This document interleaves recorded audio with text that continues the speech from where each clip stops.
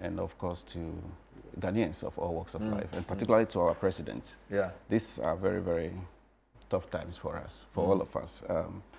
Never in my life have I imagined that I will be referring to someone I have known very closely, like Omane, as late. And to think about the manner in which this whole thing happened is quite agonizing. I feel I'm still in denial because there is a sense in which you think that you can call him, but I think the reality is what we know now. I have known Omane for about 31 years now. We met in Pojoss in 1994, 95, I believe, in sixth form. He was a science student, I was in the general arts class, and we both had interest in politics right from then. I came from St. Mary's in Lolobi to Pojoss. So it's Franklin Kujo? Yes, in fact, that particular year, we were about 17 from St. Mary's who went into Pojoss for sixth form. So it was more like a siege on the Pojoss. Took over the school. Absolutely. And Pojoss was quite a democratic space because we got into sixth form and we were told that as lower sixth formers going into upper six, there's going to be an election for, head prefects. Head prefects and all the other prefects as well. Not appointment? Not appointment, not at all. Wow. And I was like, wow, this is interesting. So I decided to pick a form and run for the head prefect, that's for the senior prefect. The long story is that I won. And somehow, Dr. Omane also became the secretary to the SRC. And we had a system where we were meeting, I think, every 2 weeks as student leaders at the time, just discussing the campus and so on and so forth. And right from then, you could see through him that this was somebody who definitely would shine. He talks less, but he's very deep and he's very sharp as well. And then we finished, and we were all lucky, if one can put it that way, and we came to the University of Ghana. He was in Sabaho Annex A, and I was in Sabaho Annex B. And so you normally will pass their block before you go to our So you were in Okpongolo? I was in Okpongolo. And you managed to win an election with the Commonwealth Hall? Absolutely, yes. That was the best peace deal Legon had ever had. Wow. Yes. Now... An Okpo mate and a Vanda on a ticket. Yes, the thing is, you really unheard of. Yes, you can credit some of these things also to our late brother. At the time we were going into that election. By the way, is this Pojoss? The picture I'm having here? Yes, this is Pojoss. I'm sure this is Pojoss. So this will be lower six? This is lower six, yes. This is lower six. Because that's where we met, so that should be Pojoss. This will still be Pojoss? Yes, this is still Pojoss. He probably was reading in the chapel.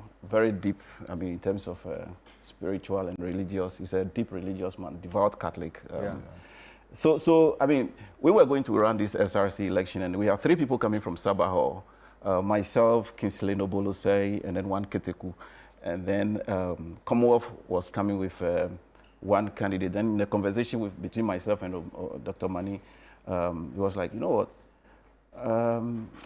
why don't we strike a deal with Commonwealth, right? Because they have the numbers, they are coming with one single candidate, that candidate is supposed to come with you are very popular on campus. They vote en bloc. They vote en bloc.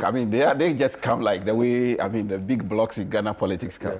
And they say, look, you are coming from a hall, you are obviously popular on campus, but because our hall is divided, you might not get a vote, so let's make a pitch. And we made a pitch, right? Wow. So I partnered with my friend and brother, Ken Gomado from the same school? Yes, also from the same school. So literally, we just came to take over Legon at the time. And we've then remained very close. And the following year, I think he had then finished the first year in medical school, so he had to move from Legon to Kolebu. But when we were campaigning, he really was our field marshal on the Kolebu campus. He literally held the Kolebu campus for us. And he plotted how to, because I think there were about 3 different polling stations in Kolebu at the time. He plotted how to ensure that the ballot boxes are secure and saved so that we can concentrate on the main campus. And he delivered Kolebu to us, very safe and sound. And then we took over the main campus as well. That's how we won the election at the time. And we worked very well with him. And long after he expressed interest in the Nook's presidency, and this is where it got interesting. We know he went for the first one, which he didn't win, and then they said, but he lost to Edward Bauer. That's correct. But this is what was even unique about him. When he was going to run for the election, the second time, I believe, the Nooks had changed from the campus rotation to a Congress system. And Legon had decided that to make an impact, they would need to field a single candidate because he was interested, John Kuma was interested, others were interested. There was also Bernard Mona in that race. That's right. Yeah. And so what happened was the executive committee of the SRC, which was the highest, the second highest decision-making body, because the General Assembly was the highest decision-making body, decided to meet all the contestants and commit them to an agreement that they would choose one candidate and then everybody would rally behind. The executive committee met and decided that the Legon was going to present John Kuma for the Knoxdin. And after the election, after that decision, Dr. Mani simply said, you know what, I don't think this reflects the will of the people on Legon campus. And besides, he also felt like Kolebu was being treated unfairly because they've been part of Legon, but they never really get a chance to lead the student front. So So by the way, pause, this is Omane and his executives when he won. So those are Reina, Sam, Benji, Wan Hajara, and Kingsley Amuakun. Yeah. So those were Omane's executives. Now, if you go to the next picture, I'm not interrupting you, just to explain. Go to the next picture. Pause it here. So this is what he's saying. Bernard Mona is in white. Then there's a gentleman called Kingsley Amuakun. There's John Kuma, who is in black. John Kuma, former MP for Ejiso. Yeah. And then this was before their manifesto reading. Yeah. So you have Kingsley Amuakun, John Kuma, Omane Boamah, and Bernard Mona, all about to read their manifestos. Their manifesto. I think Amuakun was for secretary. I thought this was in UCC or Kumasi. I think it was in Kumasi. I think this was the KNUST one. Okay. The UCC one was the one he lost. That's right. That's right. Yes. So Omane Boamah is in there. And by the way, this is the Batakari he's wearing, which Rollins made popular in the time. Because Rollins used to wear Batakari as a formal, or Fugu as a formal attire. So even though you are telling me he was MPP, he still had the revolutionary tendencies. You know, the thing about Omane at the time also was that, and we have had conversations about this.